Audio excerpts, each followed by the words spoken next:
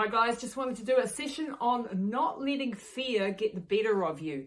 So amidst this crisis with the coronavirus, we're probably feeling a lot of fear right now. There's a lot of uncertainty, our jobs are in danger for some of us, our incomes and so on. So I wanted to do some practical tips that you can do to control the fear response in your body. Because number one, if you have a fear response going on right now, your immune system is going to be compromised, and that's not going to be good if you're going to be fighting this virus, which we hope you won't be. But if you are, you want to make sure your immune system is up and running. So the first thing that I want you to look into is diaphragmatic breathing, deep diaphragmatic breathing. Every time you start to feel out of control, feel triggered, feel stressed, is to do some deep breathing in through the nose, holding for about 4 seconds, out for 4 seconds, and hold for 4 seconds. Now that is called box breathing. Now you can do it in a different rhythm. If you've got a really good set of lungs, you might get to 7 or 8, holding it for that long. And doing this, I do this 10, 11 times a day.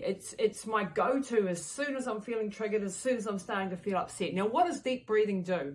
Well, it stimulates your parasympathetic nervous system. You have two nervous systems, your parasympathetic and your sympathetic. You want to be stimulating at this time when there's a lot of fear around and a lot of anxiety, the parasympathetic. Now, when you stimulate the parasympathetic nervous system, you are lowering the levels of cortisol and adrenaline that are being produced. Now, these are hormones that are ready for fight or flight. So back in the caveman days, which our body is still, back there, we haven't evolved to being really where we are in our current world. So we still react to outside stimuli with fear. So back in the day, we might have been running away from a tiger, right? And so we needed this fight or flight response. So the amygdala, which is a part of your brain, deep in your brain, it's your limbic brain, that reptilian brain, and its immediate response is to put up your heart rate, increase your breathing rate, make you shallow breathe. It closes in your vision so that you have tunnel vision. It takes away blood from your prefrontal cortex and gives it all the blood into your muscles, and so that you're ready to either fight or run away. One of the two. The fight or flight syndrome, you'll know this as. So that's all controlled by the amygdala. Now, when you do this, you are taking away energy from your immune system, from your rest and recovery system. And, this was a great thing back in the day when we had periodic stressful situations where we needed to run away from the lion really fast. But in our day and age, we are constantly bombarded with things like emails or problems at work or a phone call from your shitty boss or something that causes the same response. And it can get to the level where it's your chronic amount of stress, and you are constantly in this fight or flight state. So at this time, when the coronavirus is here and you've got all this uncertainty, it's really, really important that we start to calm down the parasympathetic nervous system, and stimulate, the parasympathetic nervous system, and get things quietened down. Stop the release of that cortisol and that adrenaline going full bore. Now, you want those things at certain times, but not constantly, because you want your immune system to be operating well, and you want to be thinking really clearly. And there is a break in your decision-making ability when you are in the stressed out state. So going back to the deep breathing. Now, this deep breathing technique will instantly, and I mean really, really quickly, start to calm the body down. Another great technique, of course, is meditation. And this doesn't have to be, sitting on the floor cross-legged and in absolute silence. That works for a lot of people, and it's fantastic if you can quiet your brain down that way. But it also could just be going for a walk outside. And we're all a little bit limited in what we're still at the moment allowed to go outside and to get some fresh air. And that brings me to the next point. It's taking, control of some of the things that you can, and not focusing on the things that you can't control right now. Taking control of the basics, good hydration, good nutrition, good sleep habits. All of these things are going to help you to stay in control and make good decisions, okay, and not focusing just on the negative. The next technique that I wanted to give you is visualization. Now, I use this a lot with my athletes, and I've certainly used it in my career as an athlete. Visualizing a positive outcome, visualizing yourself if it's in a running race, obviously envisaging the whole race, and the more real you can make this visualization, the better. in the case that we're facing, visualize yourself being in control, on being healthy. Visualize yourself and being able to adapt really quickly to the situations at hand, and you're getting on top of it, and your business is going to be okay, and your job is going to be all right. And when you visualize, your brain doesn't differentiate between what is real and what is imagined. And okay, you can't control whether you're going to lose your job next week. You can't control all these outside variables, but you can stop your body going into this panic state, because that isn't going to help anybody. What you want is your decision-making ability on fire. So these visualization techniques can help you to start to regulate that and to see a positive outcome. The next thing I want you to think about is the challenge versus threat scenario. So if we see something as a threat, and let's be honest, the coronavirus is a bloody big threat right now to everything, to our health, to our loved ones' health, to our society. But if we can start to reposition that in our mind, to see it more as an opportunity or a challenge, then that changes the way we perceive it, and we're able to then cope a whole lot better. I'll give you an example from a non-coronavirus situation, but again from my athletic career. Okay, so if I'm looking at this massive race that I'm doing, it might be in Death Valley, it might be in the Himalayas, in the Gobi Desert or Niger. Now, if I'm seeing that as a threat, and it's going to be terrifying, and it's going to be horrific, then guess what's going to happen? My body is going to shut down. I'm going to be in the fight or flight mode. I'm not going to be reacting really well. I'm not going to be coping really well. If I can reframe it in my mind to being an amazing opportunity to have this wonderful adventure, and to turn it into a challenge and an ability to be able to see this in a positive light. And I want you to think about this. This coronavirus is going to give us some benefits. There are some good things that are going to come out of it for each and every one of us. It might be a complete pivot in your life, and you're going to end up doing another job and get out of that dead-end job that you've been stuck in but too scared to leave, and now you have to leave. So you're going to have to think and learn and redirect. Maybe that's going to be a good thing at the end of the day. None of us actually know. So there could be real positive things. Going back to a situation like with my mum, and I've got my books here in the background, this story is a really powerful one for the situation that we're going through. When I was faced with mum's aneurysm and the fact that she was probably not going to survive, and if she did, she was going to have massive brain damage, which she did have, and yet she was never going to do anything again.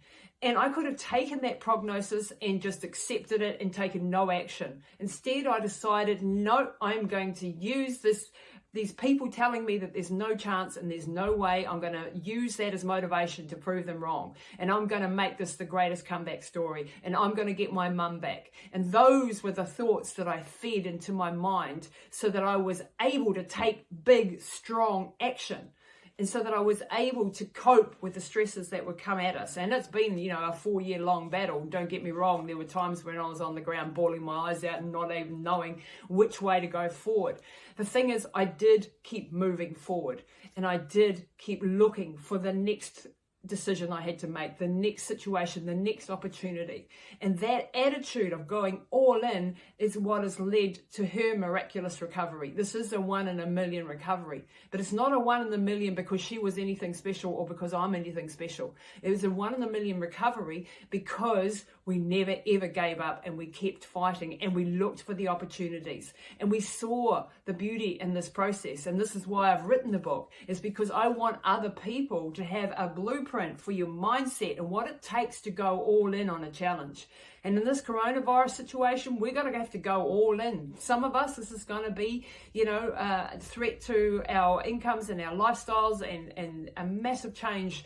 And we can either crawl up into a fetal ball and start crying our eyes out and go, well, I can't take any action, or we can be warriors and we can stand up and go, nah, I'm not going to take this lying down. I'm going to go down fighting if I'm going to go down. And you're going all in. With this situation with mum, I know that I could have done all of that and still failed and still lost her.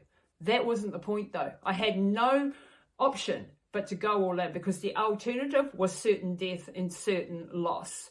So I had a tiny chance, and I took that tiny chance.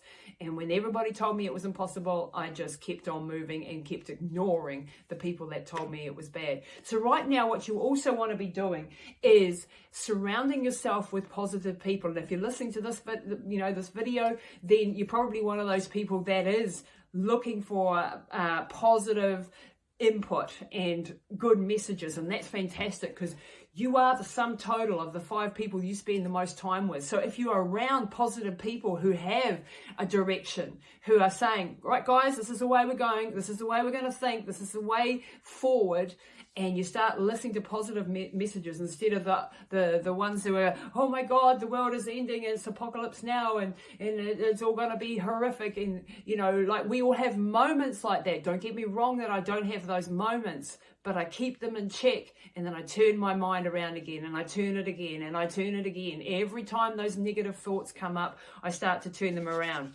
So I wanted to now talk about exposure therapy. Now, this is another therapy that can be really, really helpful if you're feeling a lot of fear. Now, this is not exposure to the virus. We don't want that. But this is like when you are feeling fear for a certain situation or a certain thing that you have to do. And it might be like having to change your profession, because, some of us are going to have to. I want you to understand that the more you do something, the more the less you're going to be reacting to it. So I'll just give you a simple example of getting on phone calls. If you hate sales calls, which I used to hate doing sales calls, now I've changed my perception of what that call is about. And through repetition and doing it over and over and over again, it becomes actually a conversation with a friend. It becomes nothing to be scared of. And most of the things that we face in our life that we are scared of are actually not physical threats. Okay, the coronavirus could be a physical threat to you or your loved ones. I'm not mitigating that. But a lot of the fears that we have running around in our tummy and in our minds at the moment that are just going round and round like a hamster wheel is things that are never ever going to happen. 80% of the thoughts that we have in our head, the disaster scenarios that we're playing out, are not going to happen. So why focus on that? Why not put your energies into focusing on how can I make this the best opportunity for me, for my business, for my profession? How can I help other people? How can I turn this into something that is good for me? In my world, in my business, I am using this as an opportunity to pivot, to change very quickly, to be adaptable. And I've lost my income, I'll be honest with you. The next 6 months, I don't have any income now. I'm a speaker, that's what I do. I go around to conferences. Well, there ain't no conferences going on, but I'm not going to sit here and start crying about it. I'm going to change my perception of what I can do, and then I'm going to pivot really quickly into doing other things and focusing on the positive. And then I'm going to be prepared also for when life comes back to normal and we go again. So it's your perception of things, it's controlling your thoughts. Now I'm also studying at the moment functional genomics, and this is a study of DNA and genes and how they affect the way everything in your body, from methylation to mood and behavior to cardiovascular health to detoxification, all of these areas, okay? But I wanted to talk to you briefly about a couple of the genes that are in your head, and I won't go into the specifics. I'm going to be writing a couple of blog posts over the next few weeks, and I'm still studying this area of science, but it's absolutely fascinating. There are a couple of genes that really control or give you a predisposition to thinking a certain way, and you can get yourself tested in DNA and all that sort of stuff later on when all this crisis is over, and you find out what you have a predisposition for. Your ADRA2B gene, for example, which is your adrenal gene, if you like, depends on which variation of the gene as to how long that adrenaline is going to be active on your receptors in your body. And if you've got the gene where it's going to be attached to the receptors for a long time and active, you're going to have a harder time letting go of things. You're going to have a harder time. You're going to have a stronger emotional imprint to reaction to things than another person. Another thing is the brain-derived neurotrophic factor, which I'm writing a blog post on now, because this has to do with brain rehabilitation, but it also has to do with your mood and your behavior and how susceptible you are to depression and a negative frame of mind, and if you have that hamster wheel brain that goes over and over and over. So what I want you to take away from this, without getting into the specifics of which gene, is to realize that every single person is different. They do have a different set of genes, and so we all do experience things in a different way. So if you have someone in your midst who is very prone to panic, is very prone to having neurotic thoughts or the hamster wheel going over and over and getting stuck in a thought pattern and not being able to shift, at least understanding some of the factors that are in play here, and that their genes just may be predisposing them to doing that. And I'm going to share this blog post that I'm writing at the moment on BDNF, the brain-derived neurotrophic factor, and what you can do to increase that in order to help elevate your mood. One of those things, for example, is to, for the BDNF example there, is to go and do exercise. Now, if you're doing at least 30 to 45 minutes of exercise at 70 to 75% of your heart rate, you're going to increase the production of brain-derived neurotrophic factor, and that's going to elevate your mood. And this is why runners get the runner's high. You know, not all of us just enjoy running for the running's sake. Sometimes we don't even feel like going out there, but after half an hour out there, what happens? Your mood elevates. What's that? That's your brain-derived neurotrophic factor in action. Other things that also stimulate that and will elevate your mood are things like having a hot shower or a hot bath, or being in a hot, warm environment, or getting more sunlight to make more vitamin D, which will also help you produce more brain-derived neurotrophic factor. All of these things are really important, also in the brain rehab side, but I won't go into that right now. But just to understand, genetically speaking, we all have different ways of processing things in our brain, and having some love and care and empathy for people who don't see some things the same way as you do, who react very differently. And some people will have more a deeper emotional imprint than other people. Some people will be able to get over things much easier because they have the right combination of genes, and another person doesn't have that. That is not to be fatalistic and say, well, those people are buggered. It's to find out then what can you do, like the saunas and the hot baths and the exercise and the right supplementation and all of that sort of stuff, to help you, if you're one of those people affected, increase or have a more resilience when it comes to your emotional well-being. So more about that later. But for today's podcast, or for today's video, I just want you to think about some of those things that I've covered off. So I want you to be stimulating your parasympathetic nervous system. That means calming your body down. That means stopping the stress and the adrenaline, the cortisol from pouring out all day long. How are you going to do that? You're going to do that through meditation. Do that through connection to nature, which I've forgotten to mention, like going outside, listening to the birds, looking at the beauty in the trees, looking at the flowers, standing and staring at the beach if you're still allowed to do that. Anything that will connect you and ground you to Mother Nature will calm your system down. Doing exercise, of course, is also going to do that.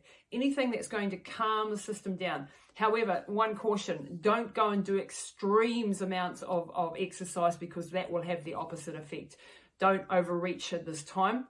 Firstly, for your immune system, and also for you don't want to upset your hormones and get everything out of balance, okay? So you want to be a little bit conservative with your training at the moment. Just nice, gentle, and doing things like working in instead of just working out. So not just deep, running and breathing and hard work, but also adding in the stretching, the yoga, the Pilates, those things that are going to calm the body down, especially in the evening when you're wanting to get that sleep. Because remember, sleep is absolute key. So doing these basics right and getting good sleep, if you can get 8 hours sleep right now, would be really gold. It'll help you emotionally cope with the situation and not fly off the deep end and be short-tempered and doing all those crazy things. Now, just before I go, you have this thing in the brain, like I said, called the amygdala, which is a very primitive part of the brain that controls a lot of these trigger responses. And, in the past, I'll be honest with you, I've had a lot of problems with anger management. I think I've got some warrior genes from my Maori side. Either that or the German or Irish would have done it. And I've been triggered in the past and reacted in ways that I, was not proud of afterwards. And I've learned to manage these reactions now a lot better. I wouldn't say I'm perfect, but I'm a lot better. The amygdala reacts before your prefrontal cortex kicks into gear. It's very primitive. It's very lightning fast. So if you're feeling triggered right now, one of the things that I'm worried about in this crisis is domestic abuse going up, is people doing things that they wouldn't normally do because they are stressed out and they're frightened and they're doing all these things and their amygdala is starting to take control. So I want you to learn just a couple of tricks to keep that amygdala under control. One of them is that deep breathing. If you're feeling triggered, if you're starting to have fights in the family because you're in close quarters, you've got the kids screaming, you don't know how you're going to pay the bills, your business is going under, and you're fighting. And, this is all of us, I think. We're all feeling this type of stress right now. Then getting a control of your amygdala and not acting in a triggered state. Walking away, going to the other end of the house, doing some deep breathing, starting to turn your logical brain on. And the way I do this, and getting blood back to the logical brain, because the amygdala takes it away from there and helps you, makes you make bad decisions. The way I get a control of that is I start to do some logical problem-solving things in my brain, like counting backwards from 100 in lots of 7. And I have to go, oh, how much is that? 100, 93, and so on. And I have to actually think about it. And that makes me calm down again and gives me a chance to get on top of that adrenaline and cortisol that's come out and makes me want to have a scrap, because that's not good. And what you're doing when you get into this triggered state, also in the anger response, is you are releasing the cortisol, which is pumping up your blood sugars. So remember this: if you get angry and you've got a weight problem, you're making things worse. You're going to put on more weight because you've increased your cortisol. You're going to therefore have more, hold more fat. Okay, so that's a really good reason not to get angry and to stay cool and calm. And this is one of the reasons why doing yoga and Pilates and all of those deep breathing and all that actually helps you lose weight, which is not the topic of today's conversation, but it does that because it's actually lowering the cortisol, the stress levels in the body. Interesting, isn't it? How we are such complex characters. And if we understand more about our physiology and our biology and how things actually interplay, then that can really, really help us in overcoming all these challenges that we're facing. So that's me for today, guys. I hope this has been helpful to you all. Please stay safe out there. If you want to reach out to me, please do. This is what I'm big into the mental game. I'm big into the mindset and mental toughness and leadership and, some of the lessons that I've learned along in my now quite long life, and sharing those insights with you, not from a place of I know better, because God knows I still have a hell of a lot of things to learn, but from a place of, I've experienced a few things, been around the block a few times and wanting to share some of these insights. I do that also on my podcast, which is called Pushing the Limits. I would love you to go and subscribe to Pushing the Limits, because I have some of the greatest minds. I don't know how I get some of these amazing people on there, but I do. If you look back over the episodes that I've managed to record in the last 4 years, you've got Nobel Prize winning scientists, you've got, some of the top scientists actually in the world, some of the top doctors in the world, some of the top athletes in the world, and I'm not exaggerating. There's been some absolute legends on my show, so it'd be a good way to spend a few of those hours where you're stuck at home listening to the podcast. It's called Pushing the Limits. You can find it on iTunes, on Libsyn, on Stitcher, or via my website at lisatamati.com. And while you're there, go and grab one of my books, one of my 3. Especially Relentless right now is a super book for you to be reading to strengthen your mind. And really thank you for your time today, and we'll see you again soon.